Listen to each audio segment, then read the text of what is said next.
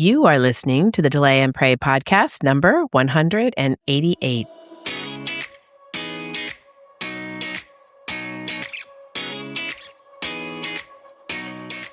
Welcome to the Delay and Pray podcast, where certified Catholic and weight loss coach Beth teaches you how to permanently lose weight through spiritual fasting. Get ready to gain faith and lose weight through a joyful transformation of both body and soul. Now, your host, Beth, the Catholic fasting coach.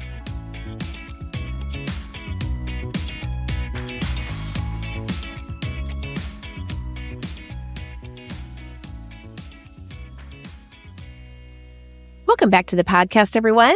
Today, we are talking about something that has become incredibly common to consume in our culture, and that is diet soda. And I call it Diet Coke myself. I'm making this podcast because I was addicted to Diet Coke for so long, and I still can long for it sometimes on a hot day. For instance, it's summer, right? And when I'm out and about and I think about how tasty it would be to have like a fountain Diet Coke on ice, on my drive from store to store, sounds really great. It seems innocuous, no problem, no calories, great taste, no sugar, right? Well, there is no free lunch, as they say, and Diet Coke is a craving for me. I crave it with salty things like nuts and pizza, and it is something I absolutely stay away from today. So before I started Delay and Pray, I used to have an afternoon snack of M&Ms and a Diet Coke. I talk to my clients about that all the time. And that actually became a really bad habit that had me overeating at dinner and snacking at night. And I thought, wait, what? I mean, it doesn't have any calories. How could it be doing this? How is this happening? And that's what I want to explain in this podcast, because I have clients ask me all the time, can I drink Diet Coke? Can I have stevia pop? Can I have the new Poppy? Can I have any of the beverages that are out there that are diet? They could be like Monster drinks or Celsius or, whatever it is. And there is a problem with these drinks. A lot of them have chemicals in it. And today we're really going to be talking about the actual artificial sweeteners within them and how they can cause some health problems. And so I just wanted to do this podcast to just kind of open your eyes to water, right? As the big alternative. Decaf coffee, tea. There's some other things that I'll talk about at the end there, but I have just come to think of Diet Coke as kind of a problem. And I started to treat it like alcohol for myself. I've abandoned them forever, fasting off them for a spiritual purpose, because these beverages do not serve me. They don't serve my body. They don't serve my soul. And besides the weight gain from the Diet Coke, due to pairing it with salty foods and the overeating after the consumption, it inflames my body. And I know, because I used to have arthritis, and if I drink Diet Coke and actually sometimes Pellegrino, anything that's bubbly, it seems to inflame my arthritis. It just makes my hands ache. When I'm not drinking that, and I'm literally sticking to Delay and Pray emphatically really well, and really delaying that sugar, flour, and of course alcohol over to Sundays, and then hardly consuming it at all, oh man, I feel so good. But if I drink a Diet Coke, I can feel it almost the same day that I consume it. I can feel it in my hands. And that is a sign right there that it is not good for me. So I have, fasted off of it forever. I've just abandoned it along with alcohol for a spiritual purpose. So what I wanted to do on this podcast is I've researched the top 5 concerns of Diet Coke or diet soda using pretty much, aspartame and other beverages using other sweeteners, right? Because there's a lot of sweeteners, and you can look that up yourself. I don't really go into every single sweetener, but it seems like aspartame and sucralose are the worst for our health. And so you should look in the ingredients label to really try to avoid these things. So think about just starting to just drink water, tea, decaf coffee. And if you do that, and if you're like me, you will just start feeling great. So I hope you consider the same idea. And you have to understand too that marketing plays a big part in what we eat and drink. And so open your eyes to the marketing of consumption, okay? Learn the truth and start seeing it for what it is. It's not good for you, all right? So for decades, diet soda has been marketed as the healthier alternative to regular soda. It promises sweetness without calories, flavor without consequences, right? And enjoyment without weight gain. And so that's kind of been stuck into our brains for a really long time. But for many people who are really trying to lose the weight, it does seem like the perfect solution. But as more research emerges, scientists are discovering that replacing sugar with artificial sweeteners may create a different set of problems. And so this is why we are seeing the downward trend of consuming the diet soda and the upward trend of consuming the other sodas, like I put them in quotes, like Poppy and some of those other sodas that have like probiotics. But it's still fizzy. It still has its own problems. Those still have sugar in them, but it's probably the better option. But I just didn't even go there. Like, I don't pick those up because they're expensive and they're not really good for my body. But I know what's really good for my body, and that is water and things that are made with water. So I'm going to talk about that a little bit at the end, but I just kind of want you to see that it's a lot of marketing, right? And while the occasional Diet Coke is, not going to cause you major harm, just relying it on every day, that's what you have to look for. I mean, these daily consumptions, these have the unintended effects on your metabolism. That's what we're talking about. We want to have a healthy metabolism and a flexible metabolism. It has effects on your appetite, your cravings, your brain health, your heart health, and even your teeth. And so today I want to walk through 5 of the biggest concerns researchers have identified about diet soda consumption. All right, so let's go to the first one. The first problem is that diet soda may actually make weight loss harder. Yep, you heard it. This surprises a lot of people because diet soda contains such few calories or no calories, but your body doesn't simply respond to calories. It responds to signals. And when you taste something intensely sweet, your brain and body prepare for incoming energy. Artificial sweeteners can create that expectation that calories are arriving, but then when those calories never show up, then something happens in your body. And some researchers believe that this mismatch may interfere with the body's normal metabolic responses. So several studies have found that regular diet soda drinkers were actually more likely to gain weight over time than people who avoided diet beverages altogether. And I have seen that in many people. A lot of people who drink a ton of Diet Coke, especially fountain Diet Coke from like McDonald's, which seems to have, they say, double the amounts of syrup as the actual drink that you buy from the store in the can. It can be very addictive. In fact, one long-term study found that individuals who drank an average of 21 diet beverages, those were 12 ounces per week, had double the risk of being overweight or becoming obese compared to non-drinkers. Something to think about. Now, I know 21, that's a lot, right? It seems like a lot, and it is an average. So, this is talking about people who drink way more than that. But I mean, if you're going to drink like a 2-liter, I mean, that's a lot, right? And do you really, even if you don't drink that much, even if you only drink 1 or 2 a day, do you really want to be on that, overeating spectrum at all? I mean, artificial sweeteners may also leave that brain feeling unsatisfied. That's what happened to me, leading to increased hunger and a stronger desire to eat more later in the day. And that explains that overeating. So think about that. And the second problem is that diet soda may increase cravings and stimulate the brain's reward system. So we're talking about neurology here. One fascinating area of research looks at dopamine, the neurotransmitter associated with pleasure and reward. Studies suggest that sweet tastes, whether they come from sugar or artificial sweeteners, activate many of the same reward pathways in the brain.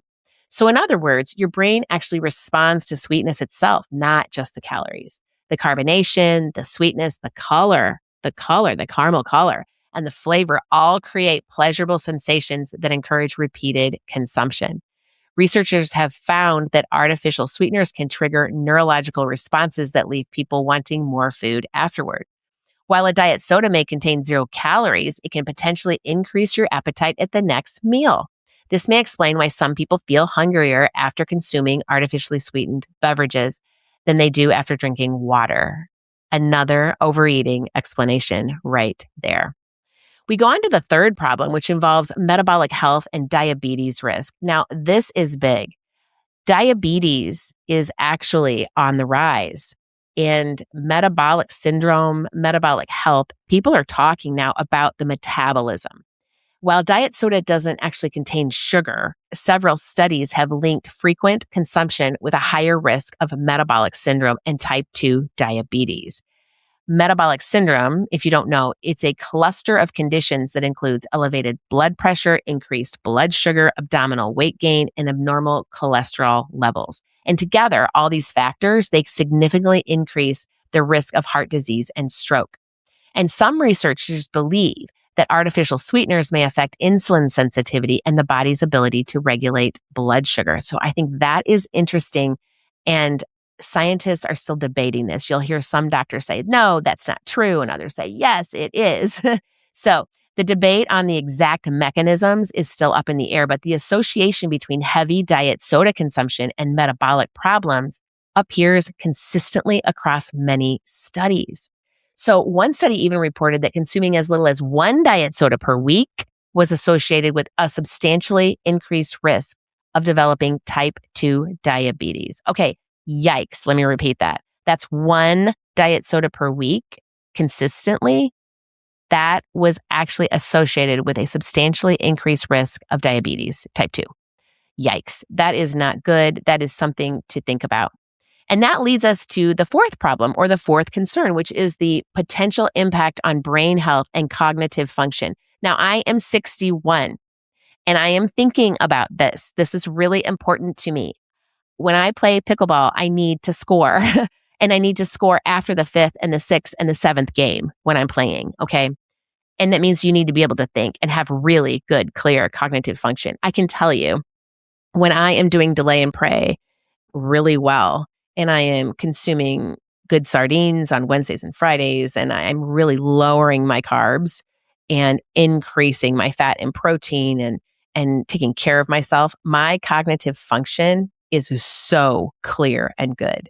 So it's an area that has really gained significant attention in recent years is this cognition. And a study published in the journal called Stroke found that people who consumed at least one artificially sweetened beverage per day had a significantly higher risk of stroke and dementia compared to those who rarely consume them. Now, what's interesting about these studies, and I'm just going to talk off the cuff here, this isn't in any of my research, is that it's just that, when you are just consuming, Diet Coke or diet soda, and then you're just, you're having cookies and you're having alcohol at night, and then you're having snacks and too much food altogether. I think this is very harmful on your brain and your cognitive function. And so we want to be fit in body and soul for sure. I think some people are thinking of like how they look in a dress or like losing weight, but we really do have to think about our brain health and cognitive function in our later years. Really, it's something very, very important.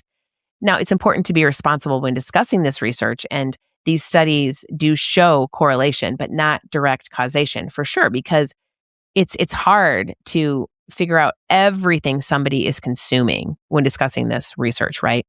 Studies can't really say with certainty that diet soda causes the dementia. However, the findings are concerning enough that many researchers believe they deserve further investigation. And this has been going on for years and years and years.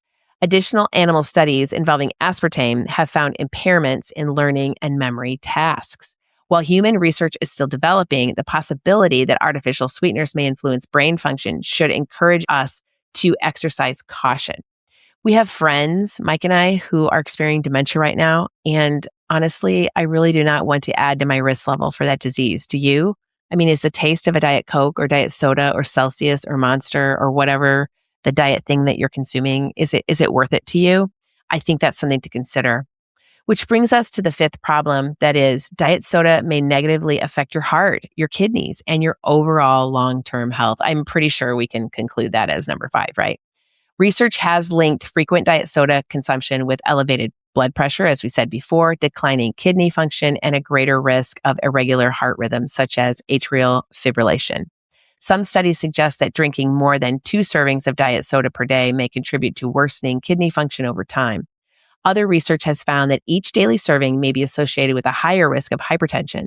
Scientists believe artificial sweeteners may influence inflammation, like I was talking about earlier, vascular function, which I was talking about earlier, and the gut microbiome, all of which play important roles in cardiovascular health. While the exact relationships are still being studied, These findings remind us that sugar-free does not automatically mean healthy. In other words, in Beth's language, there is no free lunch. There isn't. There isn't. So, I mean, you can talk Ozempic, you can talk Diet Coke, you can talk, dieting. There's no free lunch. Okay. So there is also one final issue worth mentioning that I don't think of often, and that is dental health. And many people assume diet soda is safe for their teeth because it doesn't contain sugar. Well, while it may reduce the risk of cavities caused by sugar because it doesn't have any, diet soda remains highly acidic. Acids such as phosphoric acid and citric acid can gradually erode tooth enamel, increasing sensitivity and making teeth more vulnerable to staining and decay over time. So that is very interesting. Okay, so with all this bad news about diet soda, I don't want to depress you if you love it. I used to call it my crack because instead of Coke, because I just wanted it all the time. And it was just, to me, it was so delicious. And now I rarely drink it. I really have it in the house. I just don't have it. But sometimes I do when we have parties and I'll pop one and I'll have it over ice and I'll be thinking, oh my gosh, this is so good. So I'm really glad that I did the research on it and did a podcast on this because this just solidifies why I cannot drink it. So what should we drink instead? What do I drink all day? Well, the healthiest choice remains plain water. And that is what I love. I drink water constantly. And if you're looking for variety, you can put electrolyte mixes in there. I have several kinds. I love decaf coffee. If you know me, I drink a lot of decaf coffee. I do drink Pellegrino, but I'm actually sparkling water, but I'm actually getting out of that because it does affect my hands. It's interesting. It must be the bubbles. It must be the carbonation. I have to look into that. I do drink unsweetened tea. I drink lemon in my water, fruit infused water for sure. Coconut water, I have not tried, so I need to kind of look into that. I don't know how many calories that has or what that's about, but need to look into that too. And then green tea is also another option. These are all excellent alternatives to get away from anything that has an artificial sweetener in it. Remember, the goal is not perfection. The goal is awareness. And if you occasionally enjoy a diet soda, there's no need for fear. That's okay. But if diet soda has become your primary beverage, like my Diet Coke, this obsession that I had a few years ago, it may be worth considering whether it's helping you move toward the health goals you were truly desiring, or if it's an obstacle between you and your health goals, which means it's a vice, which is an obstacle between you and God, something for you to consider. And as Catholics, we often talk about freedom, right? And true freedom isn't simply doing whatever we want in the moment. It's having the ability to choose what is best. Sometimes small habits become attachments we don't even recognize. Those attachments become vices. And if you find yourself reaching for diet soda multiple times a day, perhaps this is an invitation to pause, kind of reflect on this a little bit and ask whether this habit is serving your body, your mind, and your mission in this life. And then start to delay and pray to water. You can do it. You know we do hard things. No one has died by not drinking diet soda. No one. No one has died by giving up sugar and alcohol and white flour. No one. You can do it. We do hard things. So anyway, I hope this is helpful to you. It's just something to think about as we step into health and delay and pray. Not only bodily health, but spiritual health. We're stepping into virtue. We're getting rid of our vices. We're becoming saints and living the best life we can on this side of heaven. So thank you for joining me today. And if this episode was helpful, share it with a friend who thinks diet soda is a harmless health food. Just share it. Say, hey, have you listened to this? And until next time, remember that lasting transformation comes from small, consistent choices made with purpose, patience, and faith over time. Stay consistent, my friends. Give yourself permission to fail. Fail forward, fail to success, and don't forget to nunc chapi. You've got this. God bless you, and I'll see you next week. If you are interested in learning more about spiritual fasting and permanent weight loss, then come join my course, Delay and Pray, a guided course for weight loss through spiritual fasting. You won't go through it alone either. I will be there to coach you every step of the way. This is a group coaching program where you are part of an amazing community of like-minded Catholics who have the same goal as you, to bring about miracles while losing that weight permanently through spiritual fasting. Your purchase includes an online course detailing what spiritual fasting is, how to do it, and all the tools you need to get you the results you're longing for. Head over to my website right now at thecatholicfastingcoach.com and get the details on how to join. And don't forget to follow me on Instagram, Facebook, Pinterest, and LinkedIn to always get the latest daily information to help you keep fasting, my friends. Can't wait to see you in there. May God bless you and keep you always.